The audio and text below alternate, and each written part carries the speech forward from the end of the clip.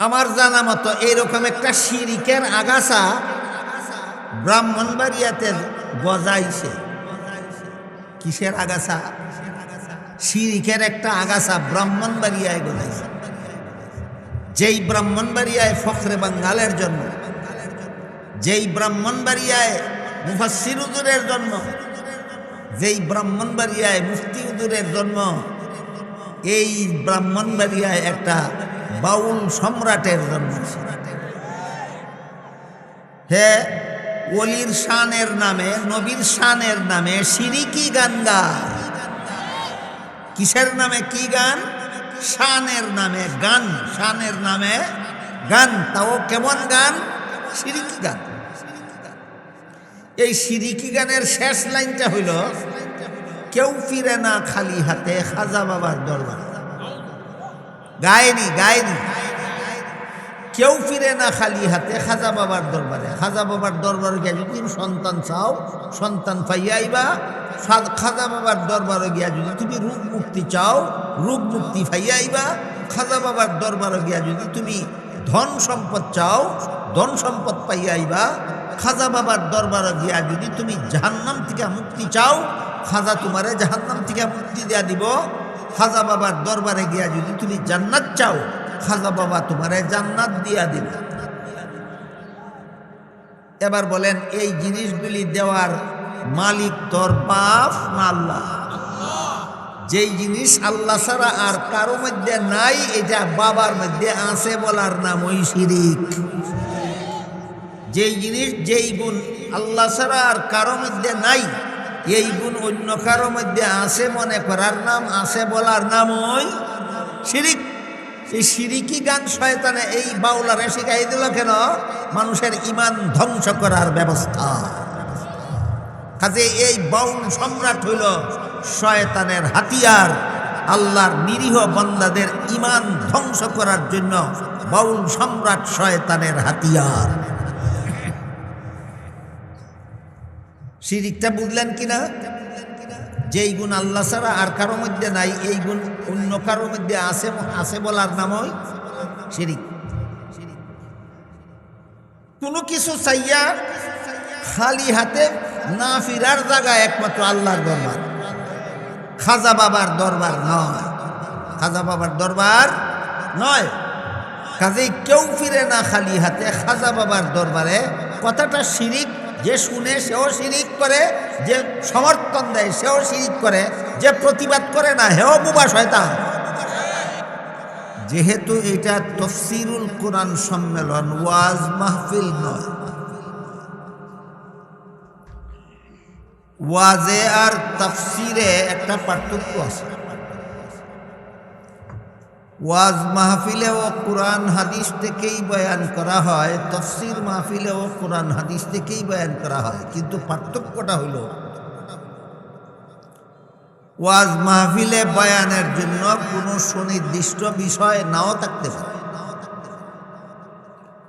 একবার নামাজের বিষয় ওয়াজ করলে আরেকবার রোজার বিষয়ে ওয়াজ করা যেতে পারে, আরেকবার হজের ব্যাপারে ওয়াজ করা যেতে পারে, আরেকবার যাকাতের ব্যাপারে ওয়াজ করা যেতে পারে। কিন্তু তাফসীর মাহফিল নাম দিলে এখানে যে আয়াত তেলাওয়াত করা হবে, এই আয়াতে আল্লাহ যে বিষয় বুঝাইছেন সেই বিষয় বলতে হবে। আয়াতের বিষয় একটা আর আপনি বয়ান করলেন আরেকটা, এটা তাফসীর হবে। এই কথাগুলি আমি অন্যখানে বলিনি। ব্রাহ্মণবাড়িয়ার মানুষকে এই জন্য বলি যে ব্রাহ্মণবাড়িয়ার মানুষের একটা মূল কথা মনে রাখা দরকার। সেটা হলো, বর্তমান বাংলাদেশে যত এলাকায় যত তাফসীর মাহফিল হয়, এইগুলির সূত্রপাত করেছিলেন, শুরু করেছিলেন ব্রাহ্মণবাড়িয়ার মুফাসসির। তিনি নিজে আমাকে বলছেন যে মাওলানা, আজকাল যে বিভিন্ন এলাকায়, গ্রামে গ্রামে, মহল্লায় মহল্লায় তাফসীর মাহফিল হয়, হযরত ফখরে বাঙ্গাল রহমতুল্লাহি আলাইহির জমানায় এইগুলি ছিল না, তখন শুধু ওয়াজ মাহফিল হতো। ফখরে বাঙ্গালের নির্দেশে জামিয়া ইউনুসিয়ার বারান্দায় বসে আমি নিয়মিতভাবে তাফসীরুল কোরআন শুরু করি। এখান থেকে ফখরে বাঙ্গালের নির্দেশে বড় হুজুরের মাধ্যমে সর্বস্তরের মানুষের কাছে তাফসীর করার মতো মাহফিলের সূত্রপাত এখান থেকে শুরু হয়। এর আগে তাফসীরের নামে কোনো মাহফিল বাংলাদেশে হয়েছিল। কাজেই এই তাফসীর মাহফিলগুলি যেহেতু ব্রাহ্মণবাড়িয়ার থেকে শুরু হয়েছে, এই জন্য আমার মনে হয় ব্রাহ্মণবাড়িয়ার মুসলমানদের এই কথাটা ভালোভাবে মনে রাখা দরকার যে তাফসীর মাহফিলে কি হয় আর ওয়াজ মাহফিলে কি হয়। ওয়াজ মাহফিলে কোরআন হাদিস থেকেই বয়ান হয়, কিন্তু নির্দিষ্ট কোনো বিষয় থাকা জরুরি না।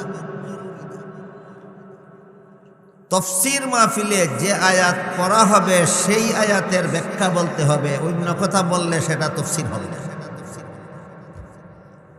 বুঝে থাকলে বলেন তো, ওয়াজ কঠিন না তাফসীর কঠিন? তাফসীর। যে আয়াত তিলাওয়াত করলেন, এই আয়াতে আল্লাহ যেই বিষয় বুঝাইছেন, যিনি তাফসীর করবেন সেই বিষয় বুঝাইতে হবে, অন্য বিষয় বুঝাইলে এরা তাফসীর হইত। এই কারণে আমি প্রথমেই আপনাদেরকে বলে দিলাম, আজকে এই অনুষ্ঠানে আপনাদেরকে তাফসীর থেকে কিছু কথা শোনাবার জন্য যে আয়াত তিলাওয়াত করেছি সেটা হলো সূরা নাহল এর 90 নম্বর আয়াত। তাফসীরের কিতাবে লেখা আছে 30 পারা কোরআনে আল্লাহ বান্দাদের জন্য যত বিধিবিধান বর্ণনা করেছেন বিস্তারিতভাবে, 30 পারা কোরআনের সমস্ত বিধিবিধান সূরা নাহলের 90 নম্বর আয়াতে বলে দিয়েছেন সংক্ষিপ্তভাবে। 30 পারা কোরআনে আল্লাহর যত বিধানের কথা আছে, এই একটি আয়াতে সবগুলি বিধানের কথা আছে। কাজেই এই আয়াতের তাফসীর বিস্তারিতভাবে বুঝতে হইলে 30 পারা কোরআনের তাফসীর বুঝতে হবে। এটা তো আমাদের পক্ষে এক রাইতে দূরের কথা, এক মাসে দূরের কথা, এক বছরে দূরের কথা, এক জীবনেও বুঝা শেষ করার উপায় নেই। তাহলে এখানে প্রশ্ন জাগতে পারে যে এটা বুঝা শেষ করতে পারবো না, এটা বুঝা শুরু করে লাভ কি? এই প্রশ্নের জবাবের সহজ উদাহরণ হল, আল্লাহর জগতে আল্লাহ যত ধন সম্পদ সৃষ্টি করছেন, কোন মানুষের সবগুলি রুজি কইরা শেষ উপার্জন কইরা শেষ করতে পারবে? তাহলে যেই ধন উপার্জন কইরা শেষ করান যাইত না, এই ধন কামাই করা শুরু করে লাভ কি? এই প্রশ্নের যেই জবাব, ওই প্রশ্নেরও সেই জবাব হইল, অর্জন করে শেষ করতে পারবো না, কিন্তু যাই অর্জন করতে পারি তাই লাভ। অর্জন করে শেষ করা যাবে না, কিন্তু যাই কামাই করতে পারি তাই লাভ। সারা দুনিয়ার ধন আপনি উপার্জন করে শেষ করতে পারবেন না, তারপরও সারা জীবন চেষ্টা করে যে পরিমাণ কামাই করতে পারেন তাই লাভ। তেমনিভাবে সারা জীবনে 30 পারা কোরআনের তাফসীর শূন্য বুঝা শেষ করতে পারবেন না, তারপরও যেটুকু বুঝতে পারেন সেটুকুই লাভ। এই হিসাবে আমরা সূরা নাহলের 90 নম্বর আয়াতের তাফসীরে যেহেতু 30 পারা কোরআনের তাফসীরের সারমর্ম আছে, এটা শূন্য শোনাইয়া বুঝা বুঝাইয়া শেষ করতে পারবো না, তারপরও যতটুকু বুঝতে পারি ততটুকুই উপকার। এই আয়াতে আল্লাহ মুমিন মুসলমানদেরকে নির্দেশ দিয়া বলেন, ইন্নাল্লাহা ইয়া'মুরু বিল আদল। এর অর্থ হলো আল্লাহ তোমাদের একটা হুকুম দিতেছেন, সেই হুকুমটা হলো তোমরা ইনসাফ করো। এই মুমিন মুসলমানদেরকে আল্লাহ নির্দেশ দিয়া বলতেছেন তোমরা ইনসাফ করো, ইনসাফ। আয়াতের ব্যাখ্যায় মুফাসসিরিন কেরাম তাফসীরের কিতাবে লিখেছেন ইনসাফ করার মর্ম কি। একেবারে সহজ সরল মর্ম হইল, যা সমস্ত মুসলমানদের জন্য বোঝা সহজ, সেটা হইল ফাওনাদারের ফাওনা দিয়া দাও, এটার নাম ইনসাফ। ফাওনাদারের ফাওনা দিয়া দেওয়ার নাম ইনসাফ, আর ফাওনাদারের পাওনা না দেওয়ার নাম বেইনসাফি, জুলুম ও বিচার। ফাওনাদারের পাওনা দেওয়ার নাম সুবিচার, না দেওয়ার নাম অবিচার।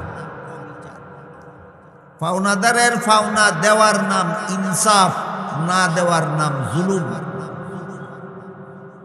আল্লাহ আয়াতের শুরুতেই আমাদেরকে হুকুম দিছেন তোমরা ইনসাফ করো, ফাওনাদারের ফাওনা দিয়া দাও। সাথে সাথে আরো দুইটা কাজের হুকুম দিছে, ইয়া'মুরু বিল আদলি ওয়াল ইহসান। 2 নম্বর হুকুম দিছেন তোমরা সৎ ব্যবহার করো, মানুষের সাথে সৎ ব্যবহার করো। ইহসানের বিভিন্ন ব্যাখ্যা আছে, বিভিন্ন তাফসীর আছে। এর মধ্যে একটা তাফসীর হলো মানুষের সাথে ভালো ব্যবহার। আর একটা আদেশ দিতেছেন সাথে সাথে ওয়া ইতাইযিল কুরবা,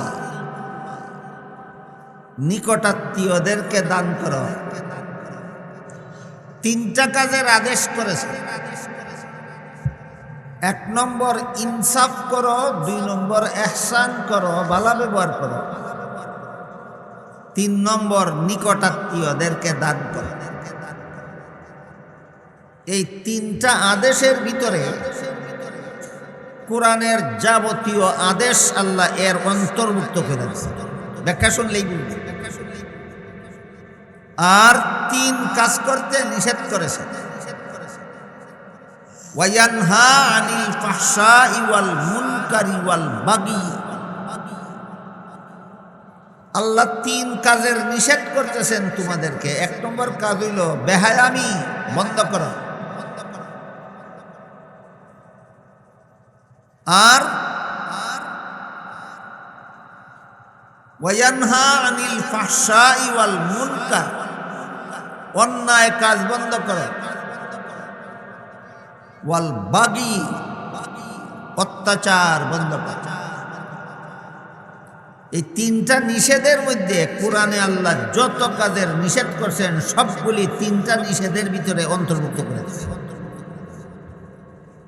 সূরা নাহলের 90 নম্বর আয়াতে আল্লাহ 3 কাজের আদেশ করেছেন, 3 কাজ করতে নিষেধ করেছেন।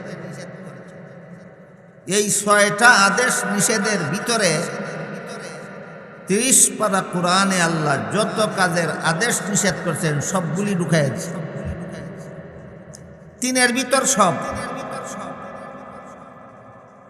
3 কাজের আদেশের ভিতরে সকল আদেশ অন্তর্ভুক্ত রয়েছে, 3 কাজের নিষেধের ভিতরে সকল নিষিদ্ধ কাজ অন্তর্ভুক্ত রয়েছে।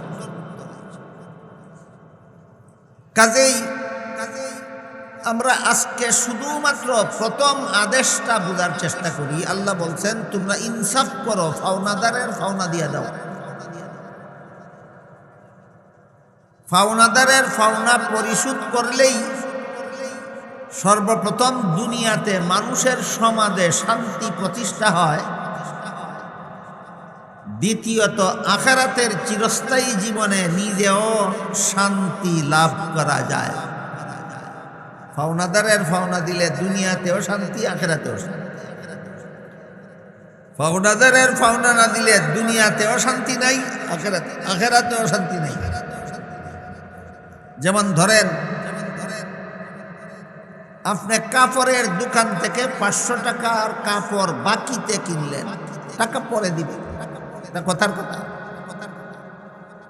না। আপনাদের এলাকার মানুষ জীবনে কোনোদিন কোনো দোকান থেকে বাকি কোনো জিনিস কিনে না। বাকি কিনলেন 500 টাকার মাল, 500 টাকা আপনার কাছে দোকানদারের পাওনা। তো কঠিন কথা না, সোজা কথা। 500 টাকার মাল বাকি কিনছেন, আপনার কাছে দোকানদারের 500 টাকা পাওনা। দিয়া দিলে, তার পাওনাটা তারে দিয়া দিলে আপনার সাথে দোকানদারের কাজ্যা লাগবে নি?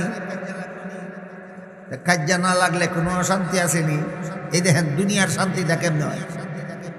পাওনাদারের পাওনা দিলে দুনিয়াতে শান্তিটা কেমনে হয় দেখেন।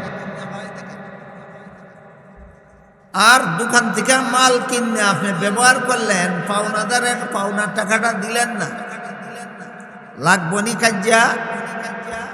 এই কাজ্যায় মারামারি হইতে পারে, কোনাকুনি হইতে পারে, মামলা মুকদ্দমায় জড়াইতে পারে। শান্তি হইল না অশান্তি?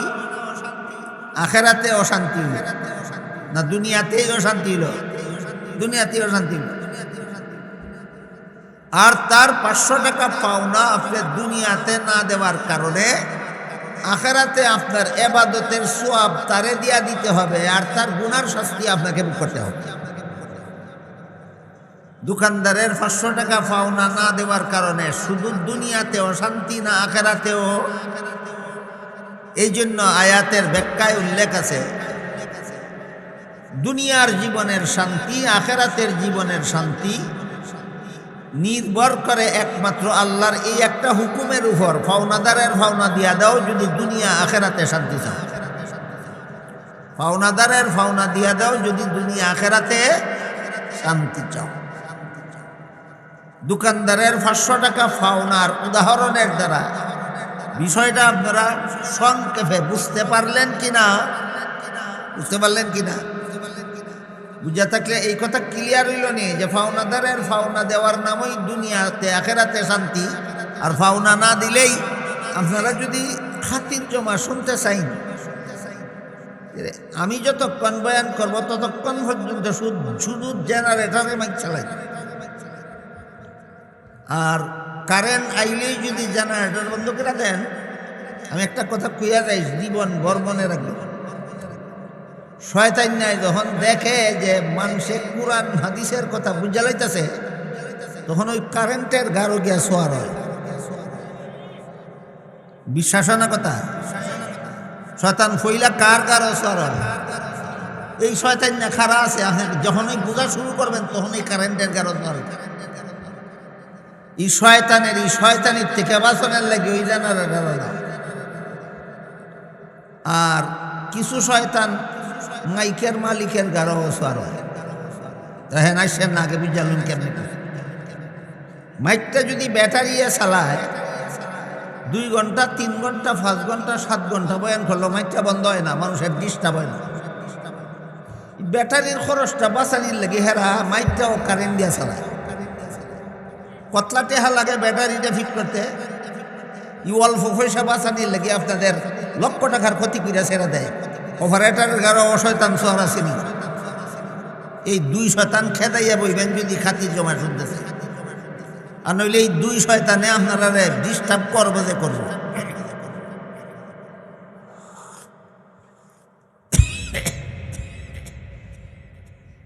তো আল্লাহ পাক রব্বুল আলামিন সূরা নাহলের 90 নম্বর আয়াতে বলেন, সর্বপ্রথম নির্দেশ তোমাদের প্রতি, তোমরা ইনসাফ করো, পাওনাদারের পাওনা দিয়া দাও যদি দুনিয়াতে আখেরাতে শান্তি চাও। পাওনাদারের পাওনা না দিলে দুনিয়াতেও অশান্তি হবে, আখেরাতেও অশান্তি।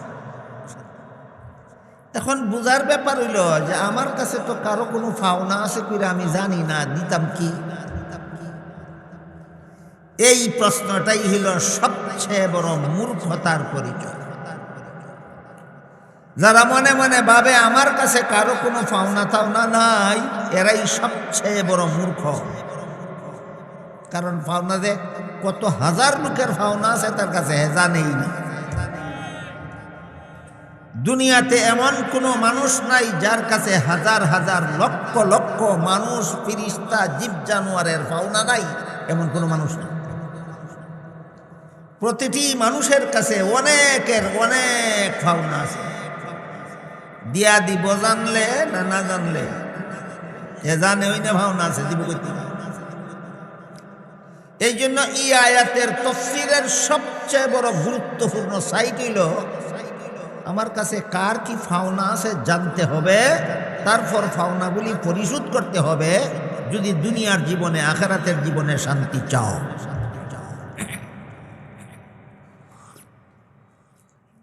তাই আয়াতের ব্যাখ্যায় মুফাসসিরিন কেরাম তাফসীরের কিতাবে লিখেছেন সারা দুনিয়ার সমস্ত মানুষের কাছে সবচেয়ে বড় পাওনা হইল আল্লাহর। সবচেয়ে বড় পাওনা আল্লাহ। কি সেই আল্লাহর পাওনা? এক হাদিসে উল্লেখ আছে রাসূল করিম সাল্লাল্লাহু আলাইহি ওয়াসাল্লাম একজন সাহাবীরে জিজ্ঞাসা করলেন, ও আমার প্রিয় সাহাবী, তুমি কি জানো বান্দার কাছে আল্লাহর কি পাওনা আছে আর আল্লাহর কাছে বান্দার কি পাওনা আছে? সাহাবী বলেন, হুজুর আমি জানি না, আপনি আমারে শিখাইয়া দিন। এটাই ছিল সরল সাহাবাদের চরিত্র। এটাই ছিল সরল সাহাবাদের চরিত্র। বর্তমান যুগের বেশিরভাগ মুসলমানের চরিত্র হইল না জানলেও পণ্ডিতির ভাব দেখাই, যাতে তারে আর কেউ শিখাইতো না ভালো, যাতে তারে আর কেউ, কারণ হে মানে মানে ভাবে আমারে যদি শিখাইয়ালায় তাহলে তো আমি শুরু হয়ে গেলাম না। আর তারা মনে করতেন আমারে শিখাইলে আমি বড় হইবার পথ পেলাম। বেশ কম হয়েছিনি দুই যুগের মানুষের চরিত্রে, বেশ কম হয়েছিনি। রসুলের যুগের মুসলমানেরা মনে করতো আমারে কেউ শিখাইলে আমি বড় হওয়ার ব্যবস্থা হইলাম। আর এই যুগের বেশিরভাগ মুসলমানে মনে করে আমারে যদি কেউ শিখাইতে আসে তাইলে তো আমি ছোট হইয়া গেলাম। শিখাইলে ছোট হয় না বড় হয়। উল্টা সমজিলের রাও, এটা একটা কাহিনী আছে। এই কাহিনীর সংক্ষিপ্ত কথা হইল উল্টা সমজিলের রাও। আসল কথা বাউকিরা বুঝছে না, উল্টা বুঝা তুইছে। সাহাবী বলেন, ওগো আল্লাহর রাসূল, আমি জানি না মানুষের কাছে আল্লাহর কি পাওনা আছে, আপনি আমারে শিখাইয়া দিন। তখন রাসূল করিম সাল্লাল্লাহু আলাইহি ওয়াসাল্লাম বলেন, শুনো আমি বলি, তুমি শিখো। সারা দুনিয়ার সমস্ত মানুষের কাছে আল্লাহর পাওনা হইল তুমি আল্লাহর লা শরীক জানিয়া এক আল্লাহর ইবাদত করবা সারা জীবন। এইটাই তোমার কাছে আল্লাহর পাওনা। তাফসীর সারা জীবনই শুনছেন, আরো শুনবেন, কিন্তু আমার কাছে আল্লাহর কি পাওনা আছে এইটাই যদি না জানি আর আল্লাহর পাওনা দিবার চেষ্টাই যদি জীবনে না করি, তাহলে প্রত্যেক বছর 7 দিন ব্যাপী তাফসীরুল কুরআন মাহফিল শূন্য লাভটা কি হইল? এক ব্যক্তি বলে সারা রাত না ঘুমাইয়া ইউসুফ জলিখার কিচ্ছা শুনছে। রাত কইয়া কই কিচ্ছা তো শুনলাম, কি হই একটা কথা বুঝছি না। যে কিচ্ছা কইছে হে জিগায় কি বুঝছো না? কই ইউসুফ বেটা না বেডি, এটা বুঝছি না। আপনারা বলেন সারা রাত ইউসুফ জলিখার কিচ্ছা শুন না, যদি কই ইউসুফ বেটা না বেডি বুঝছি না, তাহলে ইউসুফ জলিখার কাহিনী বুড়ার ডিম নি বুঝছে? তাহলে 10 দিন 15 দিন 20 দিন 30 দিন বছরের পর বছর জীবনকে জীবন তাফসীর শূন্য যদি কোনো মুসলমানে কয় আমার কাছে আল্লাহর কি পাওনা আমি জানি না, তুমি সারা জীবন তাফসীরুল কুরআন বুড়ার ডিম নি শিখছ।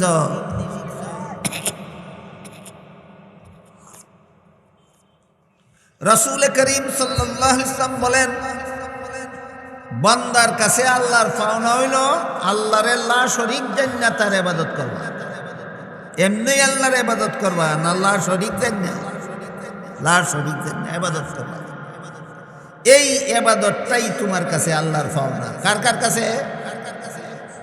সমস্ত মানুষের কাছে, সারা দুনিয়া। শুধু নন্দনপুরের মানুষের কাছে আল্লাহর কোনো পাওনা নেই না, সারা দুনিয়ার সব মানুষের কাছে আল্লাহর পাওনা আছে। কি পাওনা? আল্লাহর ইবাদত করো, আল্লাহর লা শরীক জানিয়া তার ইবাদত করো, এইটাই তোমার কাছে আল্লাহর পাওনা। রাসূলের কথা বুঝা থাকলে এবার বলেন, আপনাদের আশেপাশে, আপনাদের সমাজে, আপনাদের বাড়ির কাছে এমন মুসলমান আসেনি যেই মুসলমানে 5 বেলার নামাজ পড়ে না? কার ফাওনা আটকাইছে? তাইলে আপনারা বলেন, যেই লোকটা আল্লাহর ফাওনা দেয় না, হে আপনার ফাওনা কি পরিমাণ দেব? মনের সাথে বোঝাপড়া করেন, যেই লোকে আল্লাহর ফাওনা দেয় না, সে বান্দার ফাওনা কি পরিমাণ দেব? আল্লাহকে লা শরীক জান্না তোমরা আল্লাহর ইবাদত করবা, যথারীতি সময় মতো নিয়ম মতো আল্লাহর ইবাদত করবা, এটাই তোমার কাছে আল্লাহর পাওনা, সমস্ত বান্দাদের কাছে আল্লাহর পাওনা। শুধু ইবাদত করবা এটাই বলছেন রাসূল, না লা শরীক জান্না? এই লা শরীক কথাটা এত বিস্তারিত ব্যাখ্যা সাপেক্ষ, সারা রাত্রে কইও শেষ করন যে। শয়তান যখন দেখলো তাফসীর শুনিয়া, আলেম ওলামাদের কথা শুনিয়া যথেষ্ট পরিমাণ মুসলমান আল্লাহর ইবাদতে লিপ্ত হইয়া গেছে, এদের ইবাদতটা ধ্বংস করে দেওয়ার জন্য শয়তানে মানুষে আল্লাহর সাথে শরীক বানানির মন্ত্র শিখাইয়া দিছে। নামাজ পড়তে তাহো তুমি আল্লাহর সাথে শরীক বানাইয়া নামাজ পড়বা, নামাজের আধা পয়সার সওয়াব পাইতাম। আল্লাহর সাথে শরীকদার সাব্যস্ত কইরা রোজা রাখবা, হজ করবা, যাকাত দিবা, তসবিহ পড়বা, জিকির করবা, ওয়াজিফা পড়বা, দোয়া করবা, দুরূদ শরীফ পড়বা, যাই কিছু করবা, ওযু ভাঙ্গা গেলে যেমন সারা রাত নফল নামাজ চলে, আধা পয়সার দাম নাই। আল্লাহরে লা শরীক না জানলে সারা জিন্দেগির বন্দেগির আধা পয়সার দাম নাই।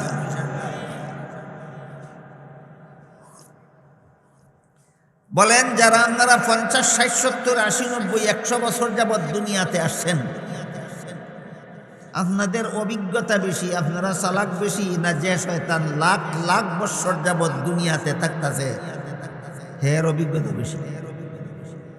তাহলে শয়তানের চেয়ে বেশি চালাক কোনো মানুষ দুনিয়াতে আছে? কল্পনাও করা যায় না। হাদিস শরীফে রাসূল করিম সাল্লাল্লাহু আলাইহি ওয়াসাল্লাম বলেন, শয়তান যখন দেখল যে মানুষে গুনাহ করলে, আলেমদের মুখে যখন শুনে গুনাহ করলে জাহান্নামের শাস্তি মুখ করতে হবে, তখন মানুষের জাহান্নামের শাস্তির ভয়ে আল্লাহর কাছে তওবা কইরা গুনাহ মাফ করায়। এটা আল্লাহর একটা বিশেষ মেহেরবানি আপনাদের। সেটা হলো হাদিস শরীফে রাসূল বলেন, আত-তাইবু মিনাজ যামবি কামাল্লা যামবালা। কেউ যদি গুনাহ তওবা কইরা ছেড়ে দেয়, তাহলে সে আবার বেগুনাহ হয়ে যায়, সব গুনাহ মাফ। যেভাবে তওবা করার নিয়ম আছে সেইভাবে তওবা কইরা গুনাহর অভ্যাস ছেড়ে দিলে আমল নামার থেকে সবগুলি গুনাহ মুচ্ছা ফেলাইয়া আল্লাহ তারে আবার বেগুনাহ বানায় দেয়।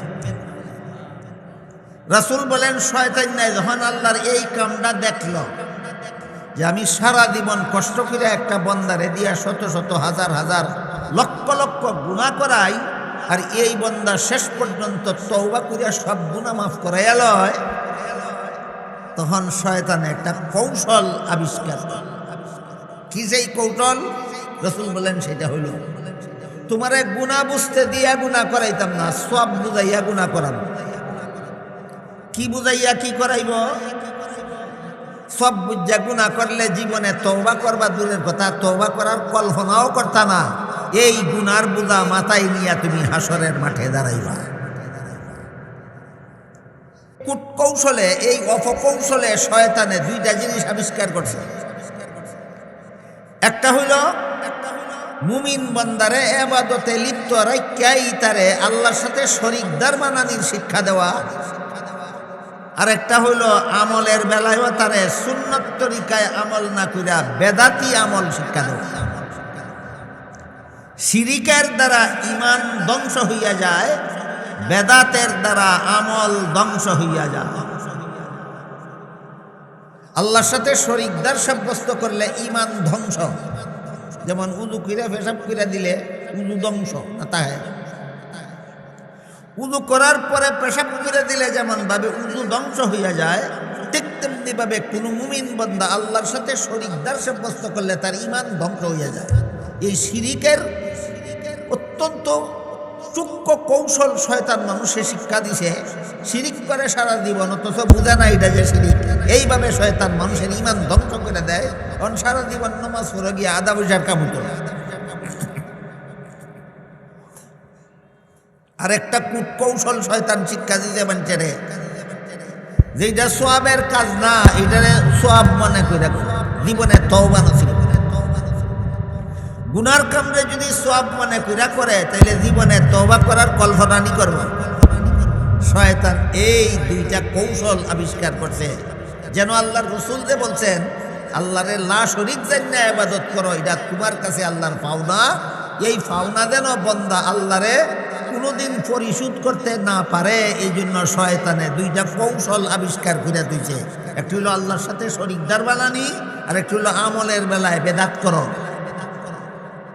আল্লাহর সাথে শরীকদার বানাইলে ইমান ধ্বংস হইয়া যায়, আর বেদাত করলে জিন্দেগির সমস্ত বন্দেগি ধ্বংস হইয়া যায়। আপনারা কেউ গৃহস্থী করেননি, নাইল্লা বীজ বাইন করেননি, খেত সারা ফুটলে ভরে কিছু আগাছা গজায়নি। আগাছা থাকলে রাখা দিলে কেমন হয়? নাইল্লা নষ্ট করে দিবনি। যায় বালা গৃহস্থিলে জানে যে আমার নাইল্লার সারাগুলি রাখিয়া সবগুলি আগাছা পরিষ্কার করে লইত, নাইলে আগাছায় আমার নাইল্লার সারা খাইয়া লইব। ঠিক তেমনি ভাবে শয়তানের শিক্ষা দেওয়া শিরিক এবং বেদাতের আগাছা যেন আপনার ইমান এবং আমলের ফসল ধ্বংস করে দিতে না পারে, এই জন্য মুফাসসিরগণের দায়িত্ব, যারা তাফসীর করবেন তাদের দায়িত্ব আপনাদেরকে আপনাদের ইমান আমলের ফসল হেফাজত করার জন্য শিরিক বিদাতের আগাছা ছিনাইয়া দেওয়া, যেন পরিষ্কার করে আপনাদের ইমান আমলের ফসল হেফাজত করতে পারে।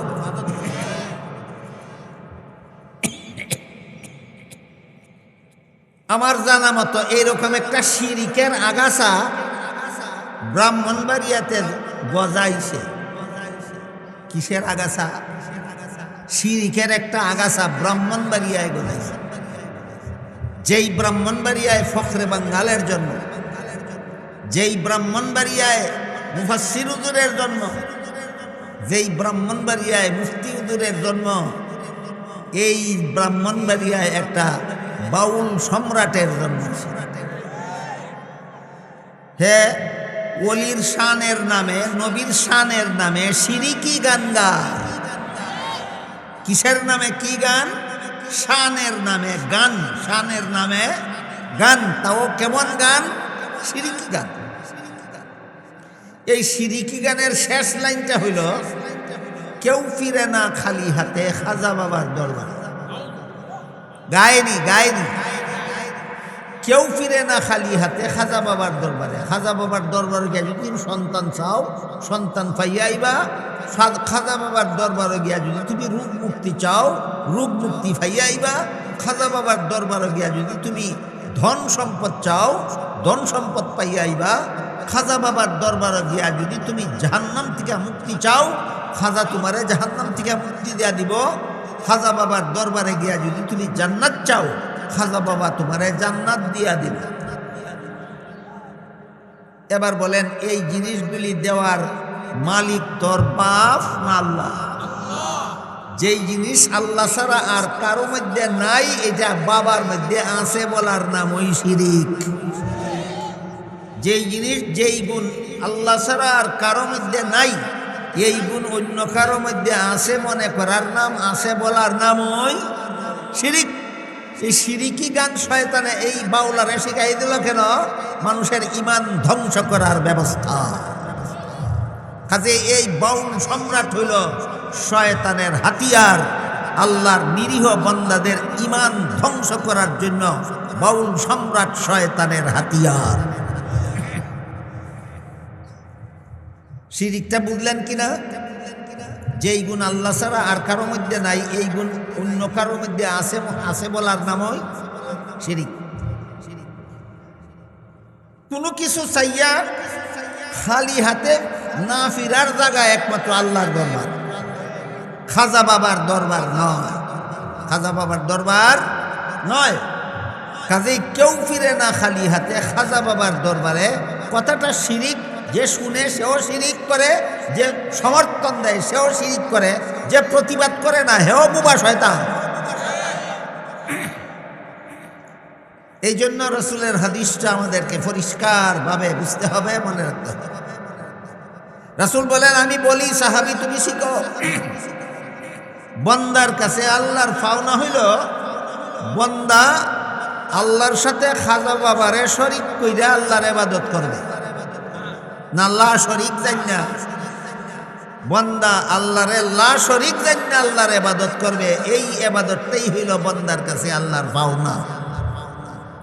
গেল আল্লাহর পাওনা। বুঝা থাকলে বলেন, সূরা নাহলের 90 নম্বর আয়াতে যে আল্লাহ বলছেন পাওনাদারের পাওনা দিয়া দাও, আমার কাছে সর্বপ্রথম পাওনাটা কার? আল্লাহর। কি পাওনা? আল্লাহ শরীক জান না আল্লাহর ইবাদত করব আমি, এইটাই আমার কাছে আল্লাহর পাওনা।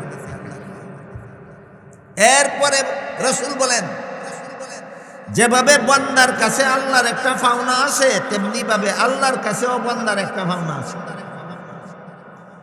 আল্লাহর কাছে বন্দার পাওনাটা হইল জান্নাত।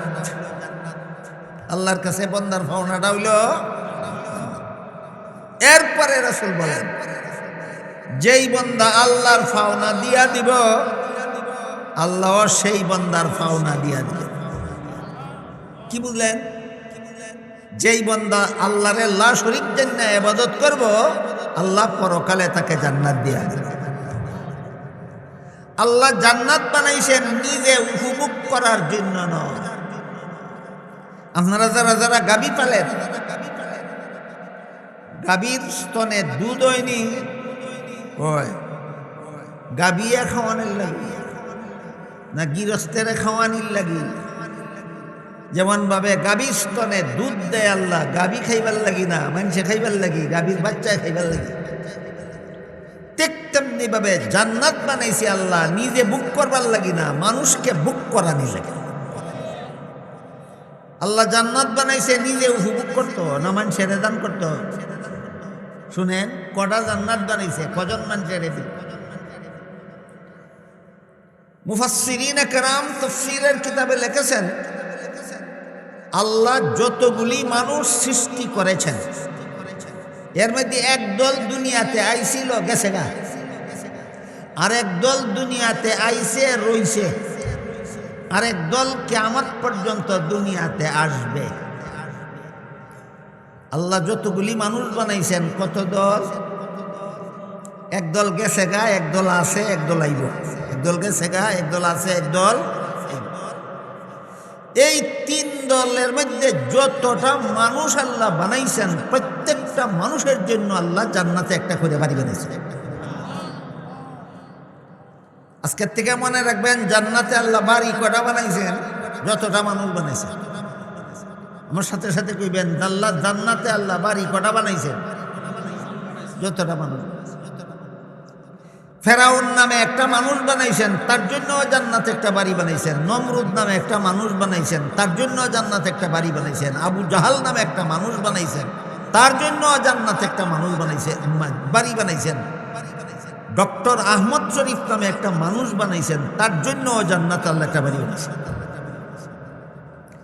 এই পর্যন্ত শূন্য যদি কেউ মনে মনে ভাবে, তে তো সারছে, আমার তো জান্নাতে বাড়ি রেডি আছে, খালি মরতাম আর যাইতাম না। এরকম ভাবনার কোনো কারণ নাই। বাড়িগুলি বানাইয়া আল্লাহ একটা ঘোষণা দিছে কোরআনে, দিয়া বলে, ইন্নাল্লাহা আশতারা মিনাল মুমিনিনা আনফুসাহুম ওয়া আমওয়ালাহুম বিআন্না লাহুমুল জান্নাহ। জান্নাতের বাড়িগুলি বানাইছি তোমাদের জন্যই, প্রত্যেকটা মানুষের লাগি একটা করে বাড়ি আমি জান্নাতে বানাইছি, কিন্তু মাগনা দিতাম না। মাগনা বুঝো? ফ্রি, ফাও, বিনামূল্যে। কোনটা কইলে বুঝেন সজে? মাগনা দিতাম না। কেমনে দিবা? আল্লাহ বলেন, তোমার জান মাল আমার কাছে বিচ্ছালাও, এর বিনিময়ে তুমি জান্নাতের কাস্টমার হয়ে। আল্লাহর জান্নাত বান্দাদের কাছে দুইটা মূল্যের বিনিময়ে বিক্রি করবেন। একটা মূল্য হইল দুনিয়াতে জানে যেটা কয় সেইটা করবা না, আমি আল্লাহ যেটা কই সেটা করবো। আর দুনিয়ার উপার্জিত মাল যেমনে মনে চায় খরচ করবা না, আল্লাহর বিধান মতো খরচ করবা, এর বিনিময়ে তুমি জান্নাতের খরিদ্দার হইয়া যাবে। এবার বলেন, দুনিয়াতে যত মানুষ আসে সবাই জান্নাতের কাস্টমার হইয়া যায়? হয় না, বেশিরভাগ হইয়া না। যারা দুনিয়াতে আসছিল জান্নাতের খরিদ্দার হওয়ার জন্য নিজের জান আল্লাহর কাছে বিক্রি কইরা, নিজের মাল আল্লাহর কাছে বিক্রি কইরা জান্নাত খরিদ করার জন্য যারা দুনিয়াতে আসছিল, কিন্তু বাজারও আইয়া, জান্নাত কিনার বাজারের নাম দুনিয়া, বাজারও আইয়া কি কিন্তু আইছিল বিল্লাল, কি কিন্তু আইছিল বিল্লাল। এই গ্রামটার কি নাম? নন্দসূত্রটা বাজারও আছে।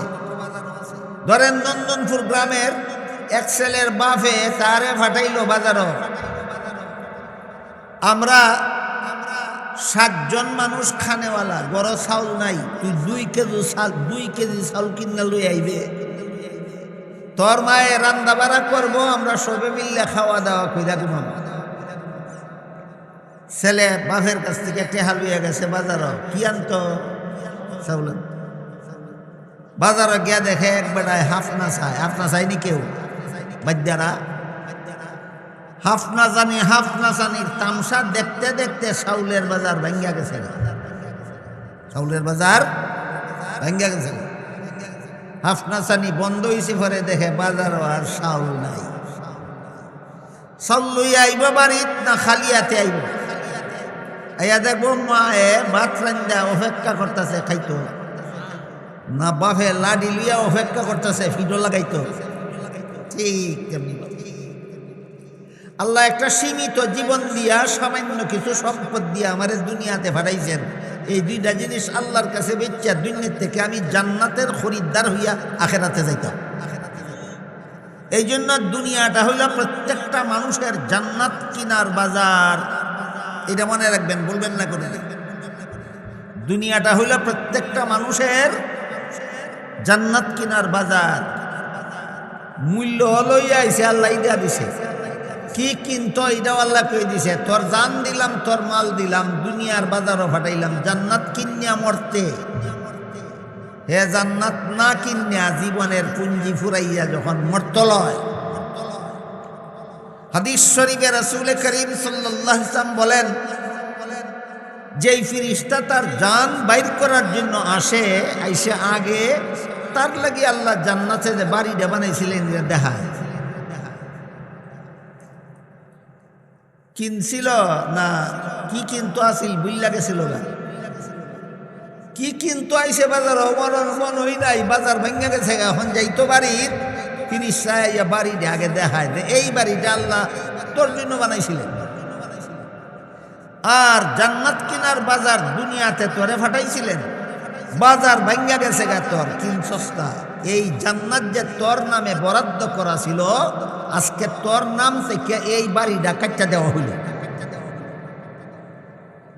মরণের সময় প্রত্যেকটা বেঈমান রে তার জান্নাতের ঠিকানা দেখাইয়া, এই জান্নাতের মালিক আর তুই রইছস না কইয়া, এরপরে জাহান্নাম দেখাইয়া তার জান্নাত করে। এখন বলেন, নমরুদের জন্য আল্লাহ জান্নাতে বাড়ি একটা বানাইছিলেন কিনা? ফেরাউনের জন্য আল্লাহ জান্নাতে বাড়ি একটা বানাইছিলেন কিনা? আবু জাহালের জন্য বানাইছিলেন, ডক্টর আহমদ শরীফের জন্য বানাইছিলেন। এখনো তাদের নামে বরাদ্দ রইছে না মরণের সময় কাটটা দেওয়া হয়েছে? এখন তারার নামের বরাদ্দ করা বাড়িটা কি হইব? আপনার তো আরেকটা আছে, আপনার নামে প্রত্যেকের নামে একটা করে আছে। হ্যাঁ, যারা জান্নাতের বাড়ি নাম থেকে কাটটা দেওয়া হয়েছে তাদের জান্নাতের বাড়িটা কি হবে? এইটার বিবরণ দিয়ে আল্লাহ বলেন, উলাইকা হুমুল ওয়ারিসুনাল্লাযীনা ইয়ারিসুনাল ফিরদাউসা হুম ফিহা খালিদুন। হে মুমিন মুসলমানেরা, তোমাদের জন্য জান্নাতের বরাদ্দ করা বাড়িটা যদি কিন্না মরতে পারো, তাহলে যাদের নামের বরাদ্দ করা জান্নাতের বাড়ি না কিন্না মইরা গেছে গা, তাদের খালি বাড়িটা আমি আল্লাহ তোমাদেরকে দিয়া দেব বোনাস। আপনার নামের বরাদ্দটা আপনি কিনে পাইবেন। আর ফেরাউন, নমরুদ, কারুন, হামান, সাদ্দাদ, আবু জাহাল, আবুল আহাব, আহমদ শরীফ, তসলিমা নাসরিন এদের নামের বরাদ্দকৃত জান্নাতের বাড়িটা আপনারা বোনাস চাইবেন। তাই রাসূল বলেন, ও আমার প্রিয় সাহাবী শুনো, বান্দার কাছে আল্লাহর কি পাওনা আর আল্লাহর কাছে বান্দার কি পাওনা। বান্দার কাছে আল্লাহর পাওনা হইল বান্দা আল্লাহরে লা শরীক জান্নে আল্লাহর ইবাদত করবে, এটাই বান্দার কাছে আল্লাহর পাওনা। আর আল্লাহর কাছে বান্দার পাওনা হইল তোমার নামে বরাদ্দ করা বাড়ি তোমারে কিনবার লাগি ওই দুনিয়াতে পাঠাইছে, কিনবা আর যাইবা জান্নাতে চিরকালের জন্য প্রবেশ করবা, এটাই আল্লাহর কাছে তোমার পাওনা।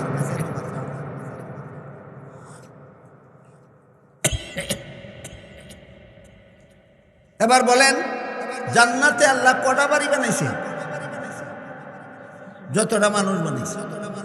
সব মানুষ জান্নাতে যাবে না? যারা না কিনা দুনিয়ার থেকে বিদায় হয় এরা পাবে না? এদের শাস্তির জন্য আল্লাহ জাহান্নাম বানাইছে।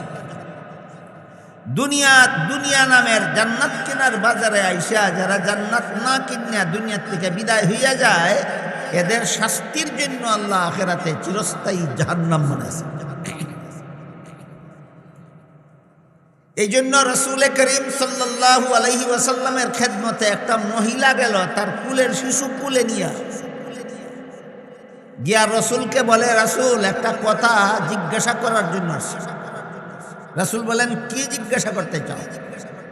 মহিলা বলে, আমি জানতে চাই একটা মহিলা তার কুলের বাচ্চাটারে যে পরিমাণ দয়া মায়া করে আল্লাহ তার বান্দারে এর চেয়ে কম দয়া করে না বেশি করে?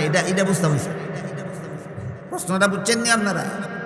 একটা মহিলা তার কুলের বাচ্চারে যে পরিমাণ দয়া মায়া করে আল্লাহ তার বাচ্চারে, আল্লাহ তার বান্দারে এই পরিমাণ দয়া করে না থেকে কম করে? এটা বুঝতে পারছি। রাসূল বলেন, হে মহিলা শুনো, একটা মহিলা তার কুলের বাচ্চারে যে পরিমাণ দয়া মায়া করে আল্লাহ তার বান্দারে তার চেয়ে বহু গুণ বেশি দয়া মায়া। এটা তো প্রশ্ন সোজা, জবাব সোজা, কিন্তু এই জবাব দেওয়ার সাথে সাথে মহিলা আবার আর একটা প্রশ্ন করছে, এটা অত্যন্ত কঠিন, জবাবটাও খুব কঠিন। দ্বিতীয় প্রশ্ন করলো মহিলা রাসূলকে, দুনিয়ার কোনো মহিলা তো নিজের বাচ্চাটারে নিজের হাতে আগুনে ফেলে না। নন্দনপুরের কোনো মহিলা নিজের কুলের বাচ্চা নিজের হাতে চুলাত বিতে দেয়? আল্লাহ তো আল্লাহ অনেক বান্দারে জাহান্নামের আগুনে ফেলবো। তাহলে কেমনে বুঝবো আল্লাহ তার বান্দারে বেশি দয়া করে না মহিলা তার বাচ্চারে বেশি দয়া করে? কেমনে বুঝতাম? এখন আর প্রশ্নটা সুজানি, অত্যন্ত কঠিন। প্রশ্ন করার সাথে সাথে আল্লাহর রাসূল আল্লাহর দরবারে সেজদায় পড়ে গেলেন। অনেকক্ষণ পর্যন্ত সেজদার মধ্যে থাকিয়া আল্লাহর কাছে জবাব সংগ্রহ করলেন। জবাব সংগ্রহ করিয়া সেজদার থেকে মাথা উঠাইয়া কইলেন, মহিলা, এই মহিলা শুনো, আমি যে তোমারে কইছি একটা মহিলা তার কুলের বাচ্চারে যে পরিমাণ দয়া মায়া করে আল্লাহ তার বান্দারে তার চেয়ে বহুগুণ বেশি দয়া মায়া করে, আমার কথা ঠিক আছে, তোমার শুধু বুঝার বাকি আল্লাহর বান্দা কারে কয়, এটা শুধু তোমার বুঝা বাকি। ওই যে হাদিস শরীফে আল্লাহ রাসূল বলছেন আল্লাহর কাছে তার বান্দার পাওনা জান্নাত, মনে আসেনি? আল্লাহর কাছে তার বান্দার পাওনা জান্নাত। তাহলে আল্লাহ এই পাওনাটা না দিয়ে যে জাহান্নামে দিব, ঘটনাটা কি? রাসূল বলেন, ঘটনাটা হইল তোমার বুঝার বাকি নেই সে আল্লাহর বান্দা কারে কয়। যেই ব্যক্তি আল্লাহর ইবাদত বন্দেগী ঠিক মতে করে সেই হইল আল্লাহর বান্দা। যেই ব্যক্তি আল্লাহর ইবাদত বন্দেগী করে না, আল্লাহর পাওনাটা দেয় না, হে আসলে আল্লাহর বান্দা হই না, হে আসলে আল্লাহর বান্দা। আপনারা যারা যারা তাফসীর শুনেন, আপনারা কে কে আল্লাহর বান্দা আর কে কে আল্লাহর বান্দা হই না? পরিষ্কার হইছে না? যে ঠিক মতো ইবাদত করে সেই আল্লাহর বান্দা, তার জন্য আল্লাহ জাহান্নাম বানাইছেন না, তার জন্যই জান্নাত বানাইছেন, এটাই আল্লাহর কাছে তার ভাবনা। যে নামাজ রোজা ইবাদত বন্দেগীর ধার ধারে না, হালাল হারামের ধার ধারে না, হে আল্লাহর বান্দা হই না, তার লাগি আল্লাহ জান্নাত বানাইছেন না, বানাইছেন জাহান্নাম। বানায়া থাকলে ওইটা তোমার নামে বরাদ্দ থাকবে না, মরণকালে কাটতে দেওয়া হবে। এই পর্যন্ত মাত্র 2টা দেনা পাওনার আলোচনা। সূরা নাহলের 90 নম্বর আয়াতে আল্লাহ বলেছেন ইনসাফ করো, অর্থাৎ পাওনাদারের পাওনা দিয়া দাও। এই পর্যন্ত 2টা পাওনার আলোচনা হইল। একটা হইল বন্দার কাছে আল্লাহর পাওনা, আর একটা হইল আল্লাহর কাছে বন্দার পাওনা। বুঝা থাকলে বলেন, বন্দার কাছে আল্লাহর পাওনাটা কি? বন্দার কাছে আল্লাহর পাওনা, লা শরীক জন্য ইবাদত করবে, এটা আল্লাহর পাওনা, আর আল্লাহর কাছে বন্দার পাওনা জান্নাত। ক্লিয়ার হইল, আমরা যদি আল্লাহর লা শরীক জন্য আল্লাহর ইবাদত করি, তাহলে আল্লাহর কাছে আমরা একটা পাওনা সংরক্ষিত থাকবে। মরণের সাথে সাথে আল্লাহ আমাদের পাওনার ঠিকানা পৌঁছাইয়া দেবে। এই উদ্দেশ্যেই যত সব ওয়াজ মাহফিল আর তাফসীর মাহফিলের আয়োজন। আল্লাহর পাওনাটা বুঝা যেন আমি পরিশোধ করতে পারি, আর মরণের পরই আল্লাহর কাছ থেকে আমার পাওনাটা যেন বুঝা নিতে পারি। সারা জীবন মনে রাখবেন আজকে থেকে, এই একটা উদ্দেশ্যেই যত সব ওয়াজ মাহফিলের আয়োজন, যত সব তাফসীরের মাহফিলের আয়োজন। আল্লাহর পাওনাটা যেন দুনিয়াতে পরিশোধ করে যাইতে পারি, আর আমার পাওনাটা যেন আল্লাহর কাছ থেকে পরকালে উদ্ধার করে নিতে পারি। আর কোনো উদ্দেশ্যই নাই তাফসীর মাহফিলের, আর কোনো উদ্দেশ্যই নাই তাফসীর মাহফিল। তারপর আয়াতের ব্যাখ্যায় মুফাসসিরিনে কেরাম লিখেছেন, কোন আয়াত? সূরা নাহলের 90 নম্বর। সূরা নাহলের 90 নম্বর আয়াতের ব্যাখ্যায় মুফাসসিরিনে কেরাম লিখেছেন, বান্দার কাছে 2 নম্বর পাওনা হইল তার মা বাবার। 1 নম্বর পাওনা আল্লাহর, 2 নম্বর পাওনা কার? মা বাবার। আল্লাহর পাওনার সাথে সাথে মা বাবার পাওনার আলোচনা কেন? এটা আল্লাহ কোরআনের বিভিন্ন আয়াতে এইভাবেই করছে। আল্লাহ বলেন, ওয়াকাদা রাব্বুকা আল্লা তা'বুদু ইল্লা ইয়্যাহু ওয়া বিল ওয়ালিদাইনি ইহসানা।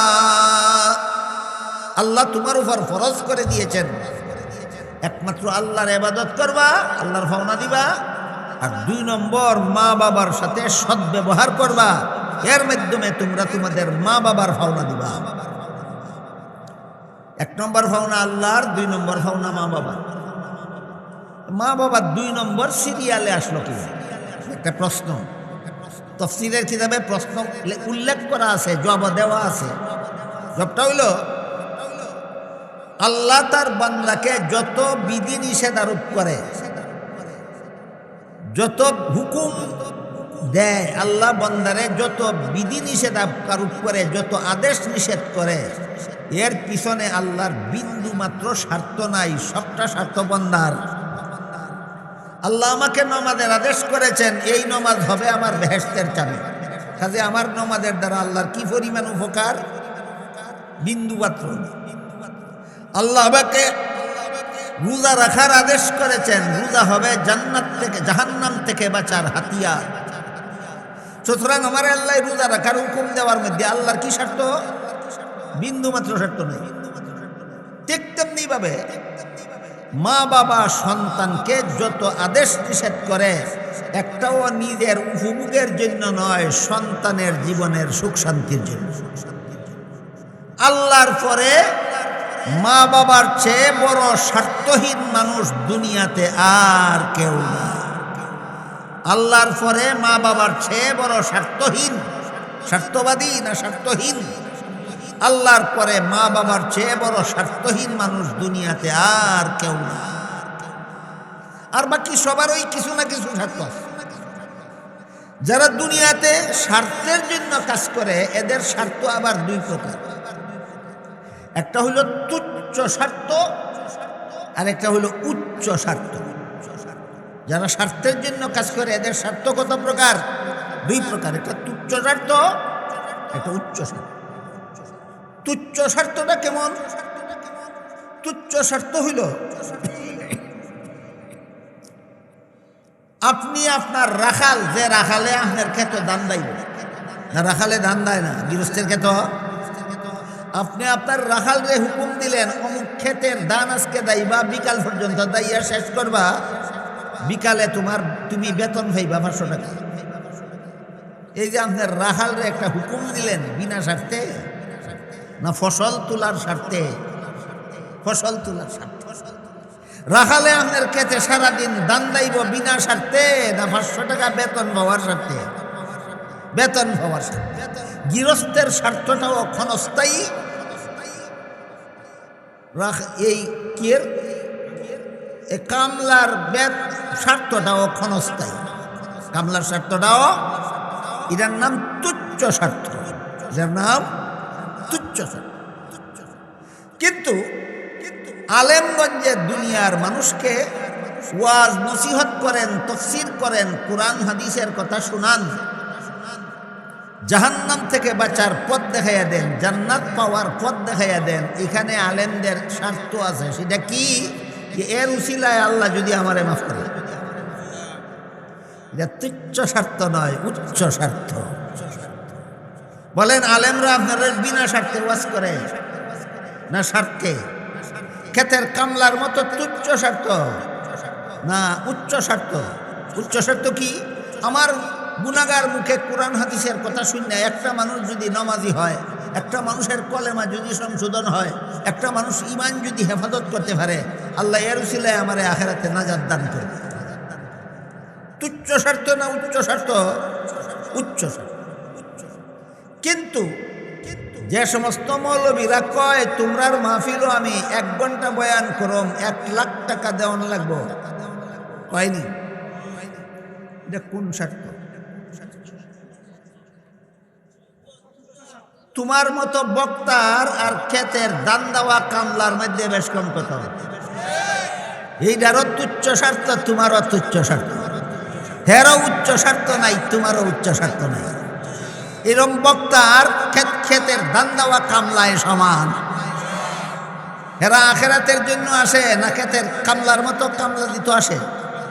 এগুলি কামলা, এইগুলি নাইবে রাসূল না।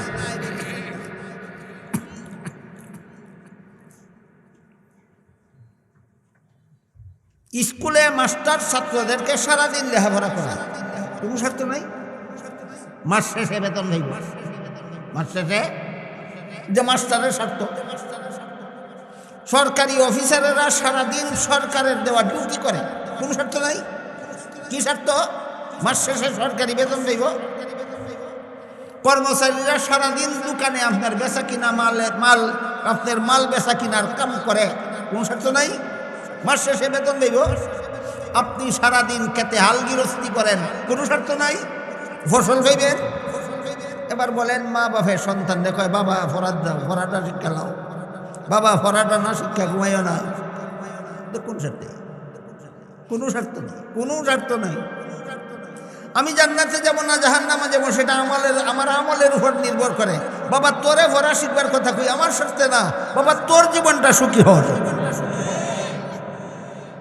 কথাগুলি বুঝা থাকলে এবার বলেন বন্দারে আল্লাহ যত আদেশ নিষেধ করে, উচ্চ স্বার্থে না তুচ্ছ স্বার্থে না বিনা স্বার্থে?